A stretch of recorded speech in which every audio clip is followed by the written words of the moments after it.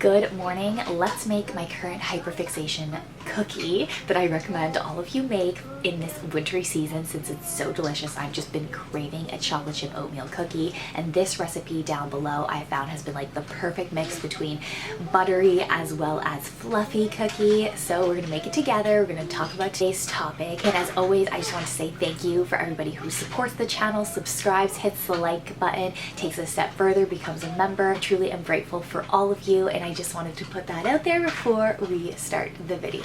So anyway, let's go. Today I wanted to talk to you about the resurgence of the theme of combating laziness in the homemaker, stay-at-home mom, wife sphere on the internet. I talked about this a couple years ago, but now that I'm a mother of two, I've been married for 8 years, I think that I have a little bit more to add to the conversation. What I've noticed in the homemaking and mommy community is that there tends to be cycles. We get a little bit too soft when it comes to holding each other accountable, and then something comes along that snaps us back into a more rigid, motivational type of homemaking. And so that's what we're seeing right now with the tough love movement, particularly on short form content. However, I do want to say I personally believe that this is not a long-lasting method to get yourself to be an effective homemaker. And what I advocate for on my channel is feminine homemaking. So let me dive deeper into some of the tips that I have when it comes to combating laziness as a feminine homemaker. Now, first off, I'm not going to say that the tough love method is all bad, because that is the first element of being a feminine homemaker, ironically, because you do need to be open to a level of criticism, and this adheres more so to the masculine spirit. Think about the feminine and the masculine complementing each other. So for me personally, my husband is somebody that I can confide in to give me that dose of tough love and feedback when I need it. There are some other feminine homemakers online, such as my friend Victoria, Time and Tenderness, as well as Grace. I will link their profiles down below, that although they do advocate more so for a feminine type of homemaking style, a traditional wife type of homemaking style, they do have content in there that gives you more of that tough love element, but again, with providing a holistic style to their entire page. Why I'm recommending certain content creators is because you do need to include that element of criticism, of holding yourself accountable, of analyzing your initial reaction to criticism, and being able to rationalize if you are falling short and if you are falling into laziness. For some of you, you're not going to have friends in your inner circle that will be honest with you, and so for that reason, content creators can help you. The next thing I recommend, which is diving deeper into the femininity aspect of balancing that tough love with that soft lifestyle, is having the vision first. When you're making a plan for yourself, I have repeated this countless times on my channel, but you need to ask yourself, what kind of woman do you want to be? And that's what separates the traditional wife or traditional homemaking, traditional femininity community, whatever you want to call it nowadays. I know people are arguing about the term out there, which is fine, but like I was getting at, that is what separates this type of content and this messaging, this lifestyle, from simply watching a video telling you to put, your house in order and to clean up your mess. That is going to be a temporary fix. The long-term fix that helps you stem real habits from is identifying your vision. And that is a big reason why people in the traditional sphere tend to adhere to like a mid-century 1950s routine or like model. That's because they find a lot of inspiration from that type of woman. Adjacently, there can be a lot of inspiration from biblical feminine role models, or diving deeper into Christianity, identifying, there's that like Mary versus Martha type of homemaking. I honestly feel like nowadays I should make a Venn diagram, because all of these things I just mentioned fall under the umbrella of a traditional feminine homemaker. But it's really about sitting with yourself. Use the good old Pinterest as inspiration, or even other women online, or even women in your circles, even older women.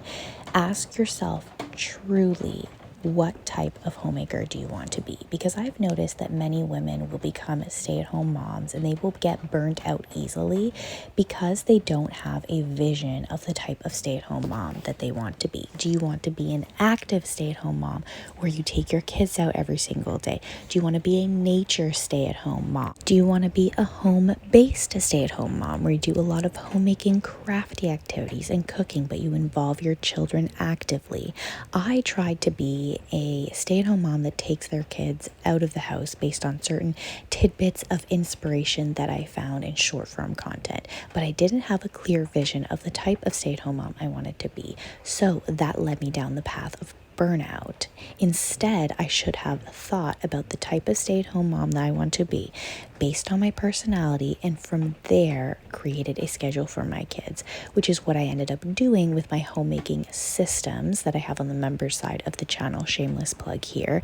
But I figured out a system for me based on the vision of the type of homemaker that I wanted to be. And so, of course, I have videos on like practical homemaking tips. I recently made one a couple weeks ago, and that is all fine and dandy. But the first thing you have to do is identify your vision before you accept the tips that work for you and you reject the rest. You can't just watch a short form video on TikTok, for example, of tough love, of what somebody does every single night, putting their house to bed, let's just say, and then apply it to your life without a vision, because after a week or two, you are going to abandon it. I guarantee it. And that is why the women, for example, in the traditional sphere who adhere to more of a 1950s style are more so put together, because that routine and those systems inspired by 1950s books stem from the type of homemaker that they want to be, their aesthetic, etc. But of course, apply what I just said, not to convince you to do the exact same thing, but you get what I'm saying here. Vision, vision, vision first. And so with that concept of the vision, I want to talk about reasonable concessions, because we run into the practical aspect of like, how does this work in regular life? If we have this grandiose vision of the type of Christian homemaker we want to be, for example, how do we apply it with reasonable concessions and not fall into laziness? How do we identify what is us being lazy and what is just life? And so that is where I want you to divide into categories. Take pen and paper if you have to. A column for vision, a column for reality, and a column for middle.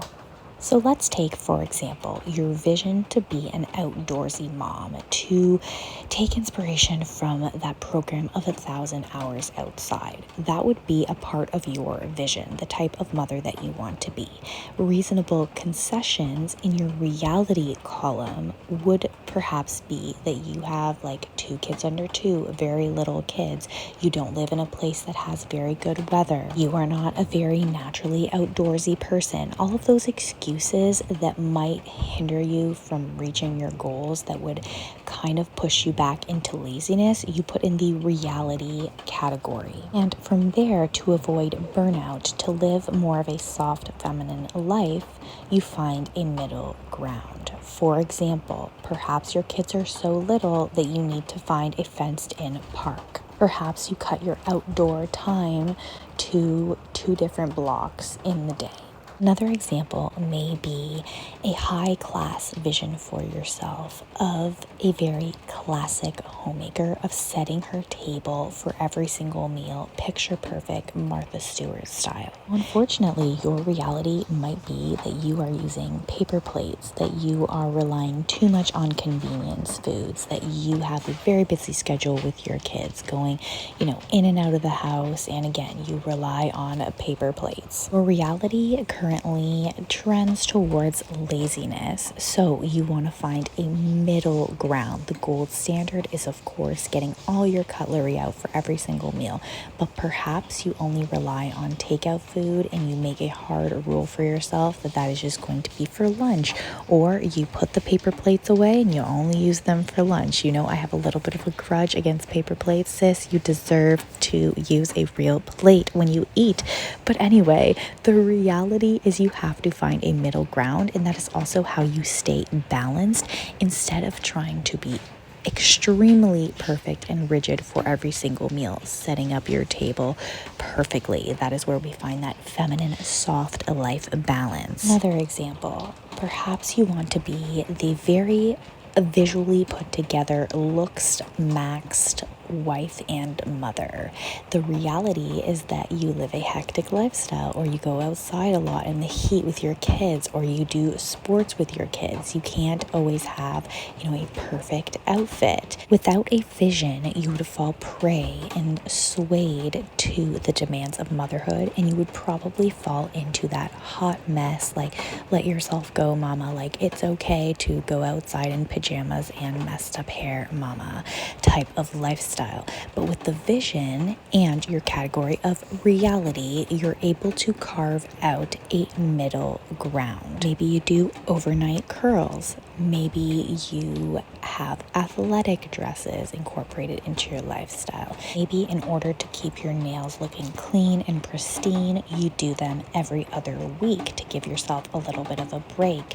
You find middle ground things that help you achieve your vision, but also are realistic and prevent you from falling into laziness. A lot of these adhere to the 80-20 principle, and I know a lot of what I'm saying just sounds so basic, but I'm telling you, if you listen to my advice, apply it for at least 3 weeks to 4 weeks, like a month, you will see a difference in your life, because I have been there, and I do also tend to fall back into laziness. But because I have this vision for myself and I have this plan and I make reasonable concessions, I never totally fall off track.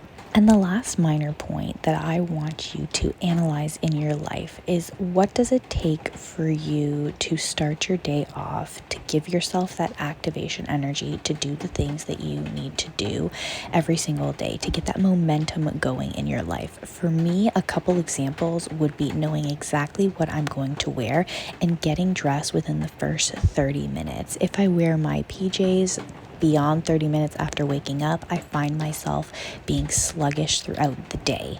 Another example would be like getting myself totally ready, like washing my face, putting on makeup every single day. I used to wear a lot of house dresses before I became more active with my kids, but if you are an older homemaker or like a younger homemaker, the house dress has been mocked, but it is honestly a secret weapon. Those of us who find motivation in looking put together. Another thing for me is just staying in motion, like staying standing. Not only does it help burn calories and it just helps me overall be more of a fit person, but staying standing has helped me get through my cleaning list, not becoming a victim to the couch, essentially, like standing on days where I have to get a lot of things done. Minimizing distraction. Everybody talks about this, but you don't realize how addicting your phone can be until you force yourself to put it away. Reducing your screen time. I, of course, have to reply to YouTube comments and things like that, but reducing my screen time to less than an hour a day has been a game changer. And honestly, I didn't realize how much of a pacifier my phone used to be until I did this. And it's almost like it unlocked a part of my brain where just life felt so much richer. So unfortunately, you might have to actually rip that band-aid off and do something drastic, like put your phone another part of the room. I have a friend who just totally deleted social media off her phone, and she found great success in that and being more present in the relationships in her life. But whatever you have to do, again, it's so cliche, but I'm telling you, give all the things that I mentioned in this video at least 3 weeks to 4 weeks, 30 days, 31 days, and you will see the difference. This will also help you if you're a distracted person in doing a task from start to finish, particularly laundry. Make sure you're doing laundry from start to finish. That is going to help you combat laziness and get the things on your list done in a complete manner, because you are not putting them off by telling yourself, I will just fold the clothes and the laundry tomorrow, or I will just do the dishes tomorrow, focusing on getting a task done from start to finish, vacuuming the floors completely, every single room, those kinds of things. Focusing without distraction on doing things from start to finish will help. Look at the inside. So gooey and warm. Thanks for watching. Bye. Bye.